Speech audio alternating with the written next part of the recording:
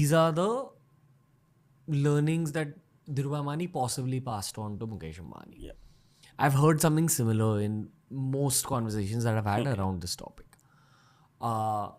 अभी मैं आपसे ये पूछना चाहूँगा कि एक 2020s कॉन्टेक्स्ट को ध्यान में रखकर एक बिजनेस ओनर अपने बच्चों को क्या सिखा सकता है so that the second generation goes way beyond the first generation.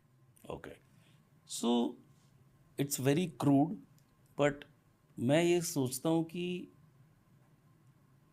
जो हमारी माइंड, बॉडी और हैबिट्स है ना, ये इस जनरेशन को थोड़ी ठीक करने की बहुत ज़रूरत है. सो मैं एग्जांपल सिंपल देता हूँ कि मैंने नहीं देखा एटलीस्ट अपनी लाइफ टाइम में कि कोई भी बंदा 40 आवर्स या 45 आवर्स, हो सकता है अब आगे की जनरेशन, अब पता चलेगा 20 साल बाद कि कोई 20 घंटा या 15-20 घंटे करके सक्सेसफुल हो सकता है क्या. So first thing is that you have to have a body which can get out of the house at 8 a.m.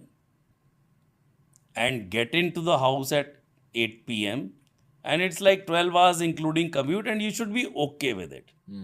क्योंकि उन 12 घंटों में आप एनवायरनमेंट की वजह से ही बहुत कुछ सीख लोगे. एग्जैक्टली, बाहर तो जाओगे घर से, कम्यूट टाइम है. सो वन इज की, दूसरा ये जो गेट रिच क्विक वाली थियरीज है ना, आई थिंक जो भी सिखा रहा है आपको या जितने सारे लोग, I think that should be really thrown out of the window.